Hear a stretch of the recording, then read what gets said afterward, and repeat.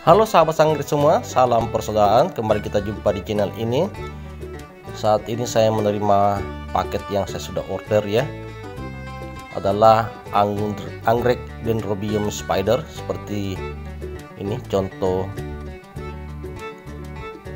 saat berbunga.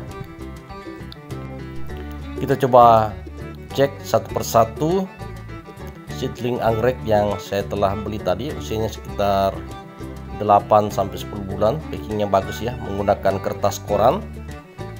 Saya mengorder 4 plant atau 4 pohon. Kita pelan-pelan saja.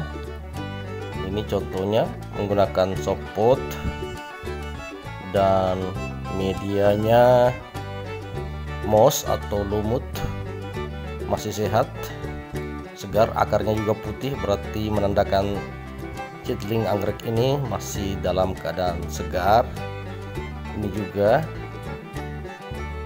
pokoknya kita cek semuanya ya, daun sampai ke akar. Ini daunnya masih fresh, masih berkilau, masih tegak, dan akar cukup rimbun. Maaf agak buram. Oke.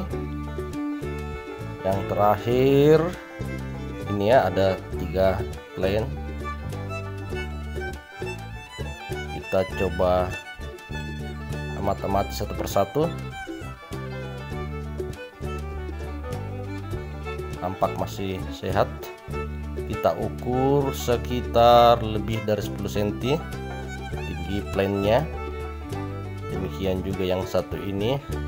Oh, lewat ya, sekitar 12 cm, wajar di atas 8 bulan. Kemudian kita persiapkan vitamin B1 untuk menyegarkan anggrek dari perjalanan agar tidak stres. Kita menggunakan 2 biji saja per liter air. Saya sudah menyiapkan di sini ya, di dalam sprayer setengah jam sebelumnya agar bisa larut atau hancur. Kita buka sprayernya dan kita kocok-kocok sedikit agar merata. Kemudian kita siapkan gelas mineral saja yang sederhana saja. Saya menggunakan 2 gelas mineral saja ini sebagai contoh ya. Anda bisa menggunakan beberapa gelas mineral nantinya. Ini agak kekuningan warna vitamin B1 nya. Kemudian langsung saja kita cerupkan seperti ini saja, contohnya sangat sederhana. Kita tinggal cerupkan seperti ini. Sementara kita rendam, kita bisa semprot sedikit daunnya juga agar bisa fresh tetap dengan vitamin B1 ya. Ini agak macet ya. Oke, sudah bisa. Nanti kita balikkan saja agar tidak masuk ke dalam kelopak daun. Setelah kurang lebih 10-15 menit bisa kita ganti ya, sambil kita tiriskan atau kita keringkan sedikit. Kita ganti saja dengan 2 seedling atau 2 anggrek bibit yang lainnya seperti ini. Kita semprot-semprot kembali seperti tadi. Kita rendam sekitar 5-10 menit, jangan terlalu lama agar akar anggrek tidak membusuk ya.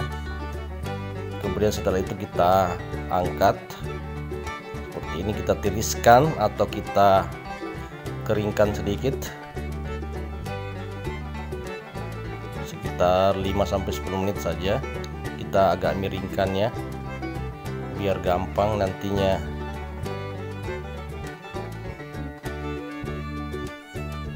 Kemudian saya menyiapkan pot sekitar 12 cm ya, ini kurang lebih ya, 10-12 cm sudah saya lubangi di sampingnya untuk akar anggrek agar bisa bernapas dan berkembang. Kemudian di atasnya untuk persediaan gantungan.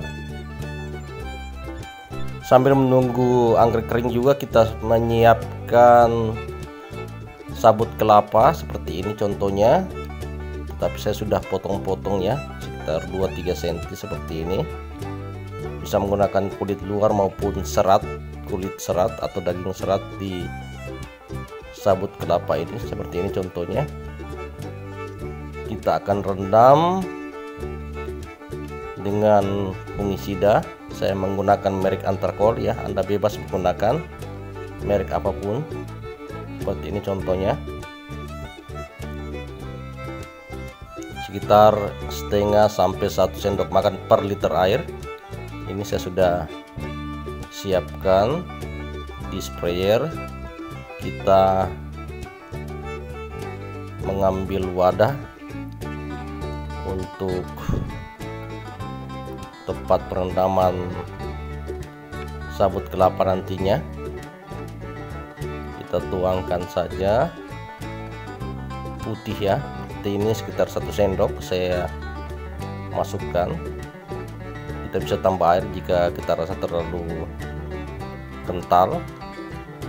Kita masukkan sesuai dengan ukuran wadah sabut kelapa yang kita sudah potong-potong tadi. Sabut kelapa ini gampang saja kita dapat ya, bisa di sekitar rumah atau kita beli di pasar dengan harga yang relatif murah. Kita aduk-aduk agar Antracol atau anti jamur tadi bisa meresap ke dalam sabut kelapa agar membunuh jamur yang ada pada sabut kelapa. Kemudian setelah itu kita tiriskan atau kita keringkan saja, tidak terlalu lama ya, yang penting airnya tidak terlalu banyak.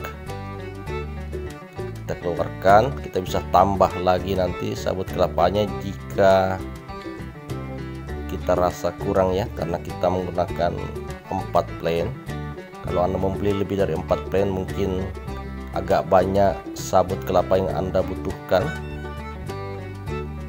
Kita siapkan pot yang tadi ya, kemudian kita atur posisinya di dalam seperti ini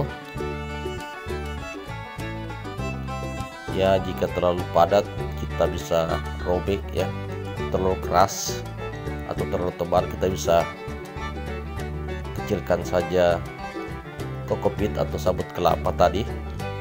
Bisa juga kita membeli di pasar dalam bentuk yang sudah diolah menjadi kokopit.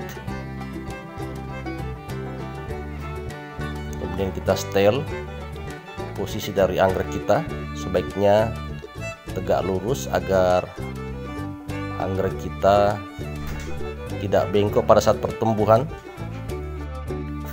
Kita tambahkan saja sebagai penopang di sebelah sampingnya ya, jangan terlalu rapat juga agar anggrek bisa berkembang dan bisa bernafas dengan baik di bagian akar.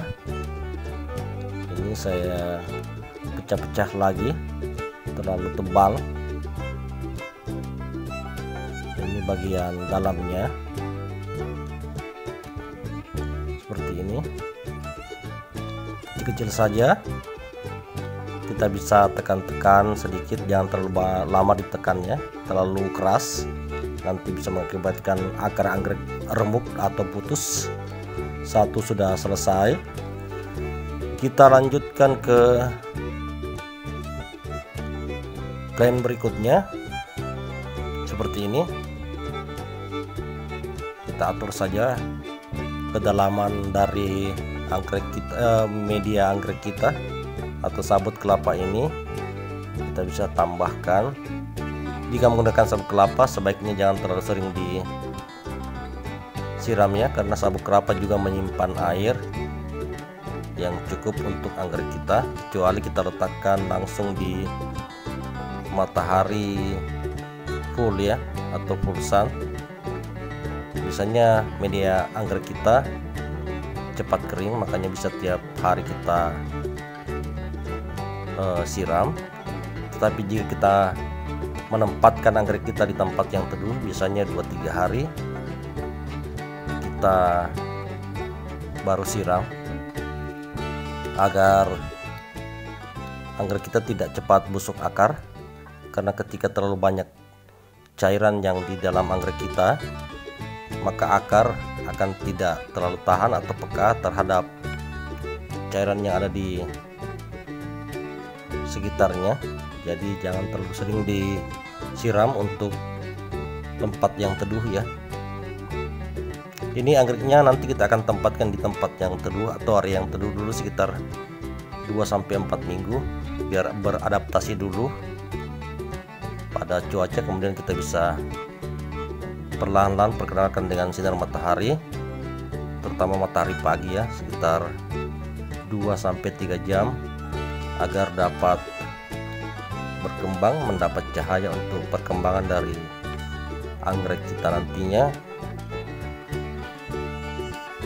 Anggrek Dendrobium melintir ini atau keriting ini biasanya cocok ditempatkan di daerah full sun atau matahari penuh ya. Tapi untuk seedling, apalagi baru kita terima, biasanya agak peka terhadap sinar matahari, makanya kita tempatkan di area yang teduh dulu tadi sekitar 2-4 minggu. Oke, sudah selesai. Ini agak bengkok plannya ya, mungkin waktu di nursery tempatnya juga tempatannya agak bengkok. Kemudian setelah itu jangan lupa kita berikan label ke anggrek kita agar anggrek kita bisa cek ID-nya, atau kita bisa bedakan dengan ID atau identitas dari anggrek yang lain atau nama dari anggrek yang lain ya. Kita bisa tempatkan di posisi yang aman ya. Seperti ini contohnya, saya tempatkan di batang atau bulb yang agak subur. Pelan-pelan saja, tinggal dikancing sedikit atau di press sedikit ya. Seperti ini saya menggunakan kawat dan plastik saja. Kemudian spidol permanen agar tidak hilang tulisan pada label anggrek. Oke, jatuh. Kita bisa pasang kembali, ini sangat mudah ya. Seperti ini saya sudah lubangi labelnya dengan solder. Tinggal kita pasang saya seperti ini. Tinggal satu lagi kita pasang seperti ini ya. Oke, saya pikir cukup dulu sharing kita mengenai anggrek Dendrobium Black Spider ini. Semoga bermanfaat buat Anda sekalian. Silahkan tuliskan kritik dan saran di bagian bawah video ini ya, dengan menggunakan tentu saja bahasa yang sopan, dan saya akan jawab semampu saya. Demikian dulu, salam pencinta anggrek.